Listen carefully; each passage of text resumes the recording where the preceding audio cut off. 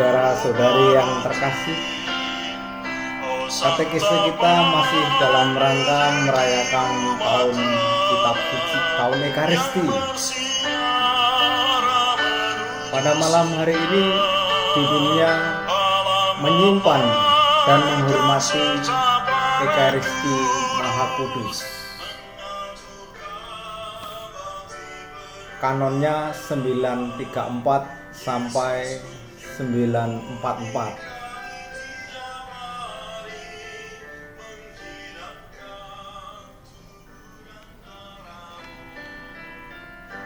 Kanon 934 dibagi menjadi 3 nomor.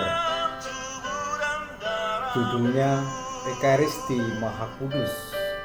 1. Ekaristi Maha Kudus harus disimpan dalam gereja katedral atau gereja yang disamakan dengannya, dalam setiap gereja paroki, serta dalam gereja atau ruang doa yang tergabung dalam rumah tarekat religius atau tarekat hidup kerasulan. 2. Dapat disimpan dalam kapel uskup dan dengan izin ordinaris wilayah dalam gereja-gereja, ruang doa, dan kapel-kapel lain. Jadi sakramen Maha Kudus itu disimpan di gereja katedral, di setiap gereja paroki, serta dalam gereja atau ruang doa yang tergabung dalam tarekat religius atau tarekat hidup kerasulan. Disimpan juga di kapel uskup atau ruang doa uskup. Dengan izin Bapak Uskup, boleh disimpan di gereja-gereja stasi atau ruang doa dan kapel-kapel lain. 934 nomor 2.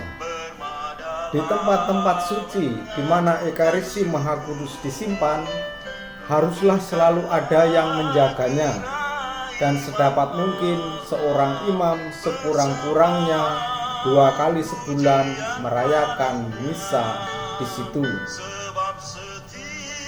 Kalau di sebuah gereja stasi disimpan sakramen Ekaristi Maha Kudus, kurang-kurangnya dalam gereja itu dirayakan perayaan Ekaristi sebulan 2 kali.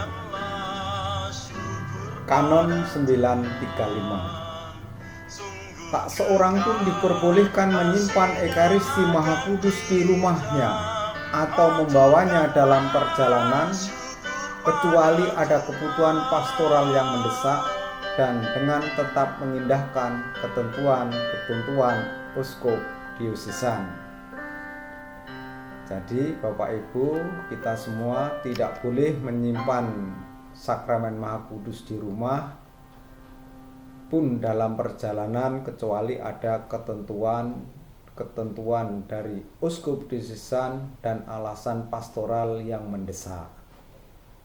Misalnya dalam perjalanan itu untuk keperluan viatikum, atau seorang diakon membawa atau petugas membawa Ekaristi ke stasi yang jauh. Ketika imam misalnya berkunjung ke daerah itu setahun sekali dan tidak ada imam, atas izin uskup diosesan diperbolehkan. Kanon 936. Dalam rumah tarekat religius atau rumah kesalehan lain, Ekaristi Maha Kudus hendaknya disimpan hanya dalam gereja atau ruang doa utama dari rumah itu. Tetapi atas alasan wajar ordinaris dapat juga mengizinkan untuk menyimpan dalam ruang doa lain dari rumah itu. Sekali lagi, hanya dalam ruang doa atau kapel dalam rumah tarekat itu. Di tempat lain, ruang doa lain harus ada izin dari Bapak Uskup. Kanon 937. Kecuali dihalangi alasan berat, gereja di mana disimpan Ekaristi Maha Kudus hendaknya terbuka bagi umat beriman sekurang-kurangnya selama beberapa jam setiap hari, agar mereka dapat meluangkan waktu untuk berdoa di hadapan sakramen Maha Kudus. Di gereja Teluk itu dari pagi sampai malam selalu terbuka, dan umat kalau akan berdoa di gereja di hadapan sakramen Maha Kudus silahkan memberitahu poster.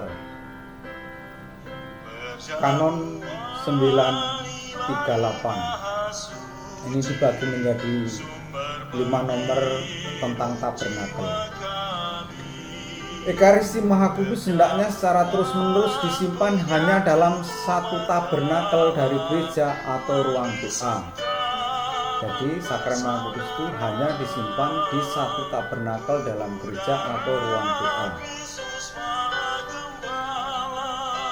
938 nomor 2. Tabernakel tempat Ekaristi Maha Kudus disimpan hendaknya terletak pada suatu bagian gereja atau ruang doa yang mencolok, tampak, dihias pantas, layak untuk berdoa. Dipanjang dan diteluk itu jelas sekali tampak. 938 nomor 3. Tabernakel tempat Ekaristi Maha Kudus disimpan secara terus-menerus hendaknya bersifat tetap, terbuat dari bahan yang keras yang tak tembus pandang, dan terkunci sedemikian sehingga sedapat mungkin terhindarkan dari bahaya profanisasi. Ini kuat tabernakel di Teluk Bambu Panjang, juga di Kapel Suster. Nomor 4. Atas alasan yang berat, Ekaristi Maha Kudus boleh disimpan di tempat lain yang lebih aman dan pantas, terutama pada malam hari. Ini boleh, tetapi belum tetap di tabernakel sepanjang 24 jam. Nomor 5. Yang bertugas menjaga gereja atau ruang doa hendaknya mengusahakan agar kunci tabernakel tempat Ekaristi Maha Kudus disimpan dijaga dengan sangat seksama. Maksudnya supaya tabernakel itu aman, tidak dibuka orang sembarangan, dan yakin bahwa di situ aman, tidak ada bahaya pencurian, bahaya profanisasi. Kanon 938. Hosti yang sudah dikonsekrasi sejumlah yang mencukupi untuk kebutuhan umat beriman hendaknya disimpan dalam fiksis atau sibori dan sering diperbaharui setelah yang lama habis disantap dengan semestinya. Jadi tempat menyimpan hosti yang sudah diberkati dan disimpan dalam tabernakel itu namanya sibori atau fiksis. Sudah dipraktekkan. Kanon 940. Di hadapan tabernakel tempat Ekaristi Maha Kudus disimpan hendaknya ada lampu khusus yang tetap bernyala untuk menandakan dan menghormati kehadiran Kristus. Lampu Tuhan, lampu tabernakel. Kalau lampu tabernakel itu bernyala, berarti di situ disimpan sakramen Maha Kudus. Kalau mati dan itu berarti sakramen Maha Kudus tidak ada di dalam, sebagai tanda lampu Tuhan. Kanon 941. Dalam gereja-gereja atau ruang-ruang doa yang diperbolehkan menyimpan Ekaristi Maha Kudus dapat diadakan penataan atau dalam fiksis atau dalam monstrans dengan mengindahkan norma-norma yang ditentukan dalam buku-buku liturgi. Ini maksudnya adorasi pentataan sakramen Maha Kudus. Dulu sebelum pandemi, di Teluk itu setiap Kamis pertama dalam bulan selalu ada adorasi.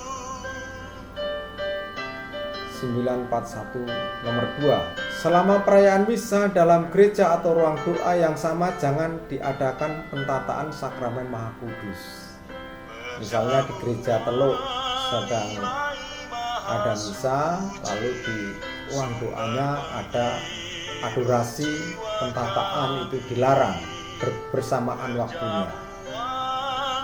Kanon 942 dianjurkan agar dalam gereja-gereja dan ruang-ruang doa itu setiap tahun diadakan pentataan meriah sakramen Maha Kudus yang berlangsung untuk waktu yang layak, meskipun tidak terus-menerus, agar komunitas tempat merenungkan dan menyembah misteri Ekaristi secara lebih mendalam.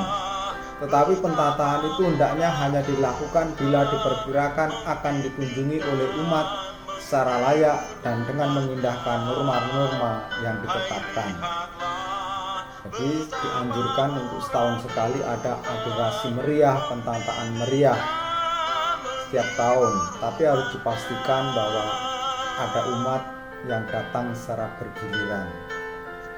Kanon 943 pelayan pentataan sakramen Maha Kudus dan berkat Ekaristi adalah imam atau diakon. Dalam keadaan khusus pelayan penataan dan pengembalian saja, tetapi tanpa berkat adalah akolit. Pelayan luar biasa komuni suci atau orang lain yang ditugaskan oleh ordinaris wilayah dengan menegakkan ketentuan-ketentuan dari uskup diosesan. Jadi pelayan pentataan yang dengan berkat itu imam dan diakon, dan pelayan khusus pengembalian tanpa berkat itu akolit, dan pelayan luar biasa komuni juga orang lain yang ditugaskan oleh ordinaris wilayah itu tanpa berkat. Yang boleh ada berkat hanya diakon dan imam. Kanon 944 jika menurut penilaian uskup diosesan dapat dilaksanakan sebagai kesaksian publik, penghormatan terhadap Ekaristi Maha Kudus hendaknya diselenggarakan prosesi lewat jalan-jalan umum, terutama pada hari raya tubuh dan darah Kristus. Ini di Lampung tidak layak karena kita minoritas. Di tempat lain, mungkin di Flores yang rakyatnya mayoritas dimungkinkan. Nomor 2, uskup diosesan bertugas menetapkan peraturan-peraturan mengenai prosesi, hendaknya dijamin partisipasi serta kepantasannya. Kalau ada perarakan sakramen Maha Kudus itu diperhatikan partisipasi umat dan kepantasannya, bukan sebagai tontonan atau sebagai pertunjukan, tetapi sebagai kesaksian hidup, dan hendaknya kekusukan itu dijaga. Begitu Bapak Ibu, saudara-saudari yang terkasih, tentang perayaan Ekaristi bagian bab 2 dalam kitab hukum kanonik, judulnya menyimpan dan menghormati Ekaristi Maha Kudus. Terima kasih, salam sehat, tetap semangat, Tuhan memberkati kita. Amin.